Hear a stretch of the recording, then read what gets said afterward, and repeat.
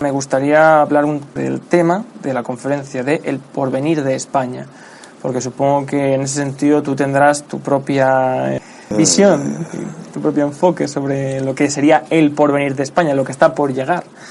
El porvenir de España empieza a ser cada vez más materia de adivinadores y poco menos que de brujos, porque la verdad es cierto, vivimos un enmarañamiento de determinaciones histórico-políticas en el que es muy difícil prever qué demonios es lo que va a pasar. El modelo de 1978 se ha agotado.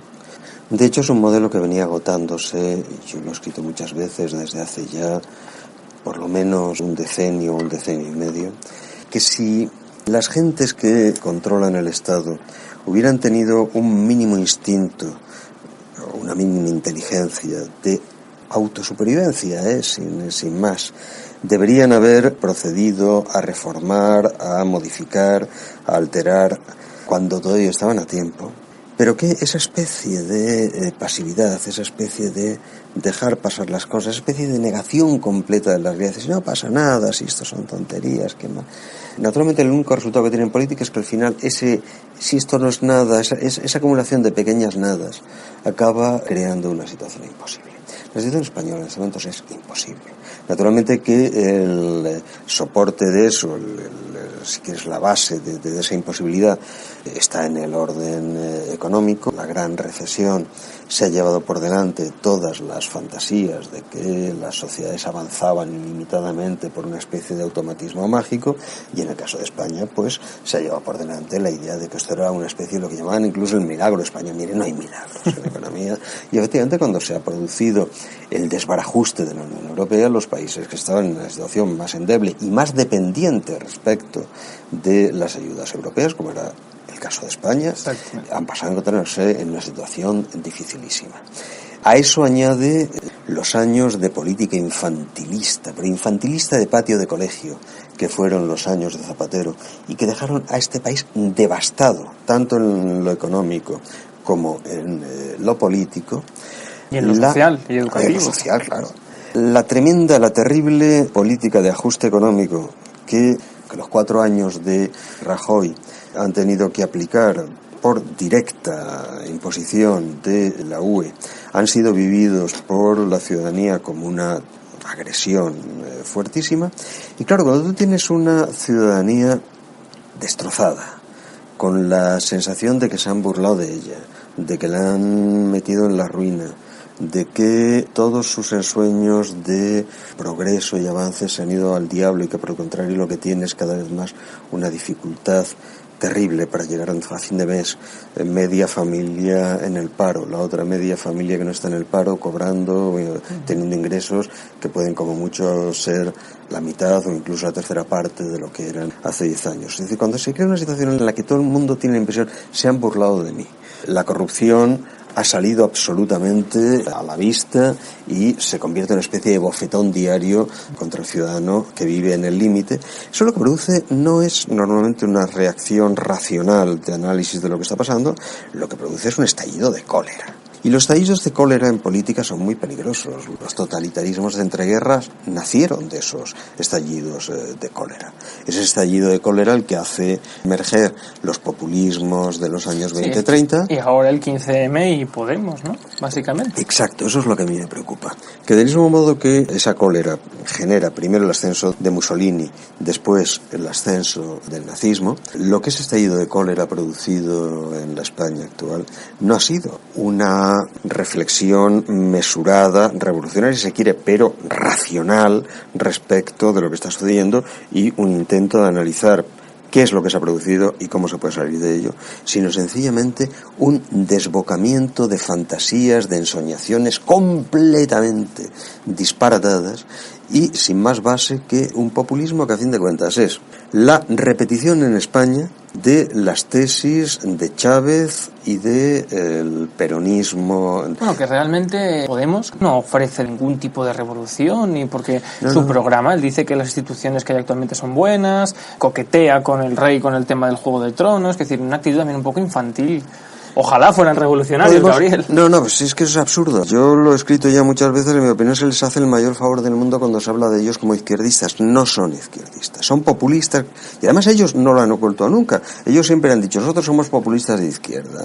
La base teórica sobre la que operan es Ernesto Laclau, es decir, el teórico de la izquierda peronista. Su punto de referencia, y anteayer volvía otra vez Iglesias sobre ello, es Kirchner, por un lado, es decir, el peronismo, y por otro lado, Maduro, y más que Maduro, Chávez. En lo que concierne a Europa, pues mira, las tesis de Podemos son las tesis de un Syriza que ha llevado a Grecia a la ruina absoluta, probablemente ya irreversible. Exacto. Que gobierna en Grecia con la participación como ministros de un partido de extrema derecha nacionalista y que tiene el único apoyo exterior al Parlamento del partido nazi en Grecia, Amanecer Dorado, es decir, un desbarajuste completo. Quien apoya las tesis de Syriza y en última instancia, en ese sentido, las de Podemos en la Europa de peso, pues mira, es el partido de Marine Le Pen en Francia, es decir, la derecha populista más pura y dura, la que viene del área más cuasi fascista, aunque efectivamente también es cierto que Marine Le Pen ha tenido una evolución importante respecto a su padre, pero en todo caso, la extrema derecha populista. Entonces vamos a ver, Podemos no es más que una máquina mediática mediante la cual un pequeño núcleo que tiene más las características de una secta que la de una organización política ve la posibilidad de, si no tomar el poder, por lo menos poner un pie muy firme en el poder. Y naturalmente, inmediatamente pasar a hacer lo que hacen todas las sectas. Es decir, colocar a toda la familia. Yo, de verdad, lo tremendo en el caso de Podemos no es que coloquen a toda la familia, todos sabíamos que lo iban a hacer. Pero hombre, que lo hayan hecho a tal velocidad, que ni siquiera hayan esperado a las generales, que a la semana de haber llegado a los cargos, en las elecciones que han llegado, municipales, autonómicas, hayan empezado a colocar, oiga, que yo coloco a mi novio porque es que es el más brillante de Barcelona. Oiga, señora, será lo que sea, pero en fin. Oiga, que yo coloco a mi novia porque, bueno, sabe una barbaridad. Oiga, que yo coloco a mi sobrino porque es el que más sabe esto. Mire. Y lo peor es que salgan con esos argumentos. Bueno, esos argumentos se los hemos oído siempre a todos los nepotismos. No hay ningún nepotismo que diga yo coloco a mi sobrino porque es imbécil. No, todos dicen yo coloco a mi sobrino porque es el tío más listo de la ciudad, y naturalmente que eso se hacía durante el franquismo. Y claro, vosotros sois muy jóvenes, pero en la transición eso fue exactamente lo que hizo el PSOE. Yo recuerdo perfectamente cuando nada más llegar la gente esta de González, que fue la que corrompió inicialmente a todo este país, empiezan a colocar todos a sus señoras. Fue lo primero que hicieron, colocar todos a sus señoras. Y claro, cuando alguien decía algo, oiga, que esto no, está como feo, decía, usted es un machista, mi señora es la... Vayas a freír monas, hombre. Pues esperemos que realmente esa línea, ¿no?, que la gente ahora parece que se empieza a creer cada vez menos como que es una alternativa al cambio, se achicharre, y realmente, como dijo don Antonio en la conferencia, la libertad política colectiva sea la que nos lleve a un verdadero cambio. Deseémoslo. Yo, sin embargo, no soy optimista. Yo creo que esas oleadas de cólera producen unos arrebatos muy grandes y que funcionan en ciclos largos. ¿Quién demonios iba a dar un céntimo por Adolf Hitler en 1930? Nadie. De hecho, Pero hombre, Hitler, tú sabes que vamos. Yo a Hitler es que lo he estudiado mucho desde el punto de vista de, bueno, sabes que mi especialidad es la oratoria, la expresión. Sí. Y a Pablo Iglesias, vamos, es que le falta... No, pero me refiero en cuanto a arrastre de masas. 2 años antes. Y la situación era mucho más crítica, la de la Alemania. Sin duda. Pero, por supuesto que no se trata de hacer una identificación. Pero que una vez que se produce una de esas grandes oleadas de arrastre demagógico, esas oleadas funcionan por sí solas. Yo no pienso que de aquí a las generales se vaya a producir un gran aumento de voto de Podemos, pero tampoco pienso en absoluto que se vaya a producir una caída. Vamos a ver, si tú tomas como referencia más cercana el caso de Grecia, mira, en los 6 meses en los que Syriza lleva en el gobierno, Syriza ha devastado Grecia. O sea, la ha colocado en la peor de las situaciones posibles, prácticamente sin perspectiva ninguna de solución. ¿Le ha supuesto eso algún coste electoral? Ninguno, porque naturalmente todo depende de que tú puedas lanzar sobre el adversario la responsabilidad de lo que está pasando en los términos de una gran conspiración internacional. Nosotros estábamos aquí para daros a vosotros, el pueblo, todo lo que merecéis, que es todo, pero han llegado las malvadas fuerzas internacionales, no se planta así, las malvadas fuerzas internacionales que conspiran contra la nación griega y que están, bueno, los bestias estos de Podemos el otro día dijeron, vamos, no recuerdo cuál de ellos fue, hoy me quedé alucinando, que es que lo que se había consumado era un golpe de Estado. Mira, hijo mío, o sea, ya sé que eres penene o no sé qué, pero haz el puñetero favor de estudiar un poco lo que es un golpe de Estado, caramba. No se pueden utilizar palabras extremadamente serias de un modo tan frívolo. Solo lo que ha sucedido es que un gobierno que no tenía ni pajolera idea de cómo gestionar una situación económica tan crítica, se ha metido en el desastre absoluto. Fíjate, había ayer una entrevista interesantísima que vale la pena leer. Ayer apareció la primera entrevista que ha dado Varoufakis.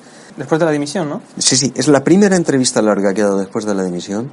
Es una entrevista de New Statesman. Uh-huh. Entonces, es una entrevista en la que la revista en Internet especifica con toda claridad, porque la verdad es que hay tales cosas que más vale que lo haga. Primero, que la entrevista ha sido hecha antes del acuerdo final de Grecia con el Eurogrupo.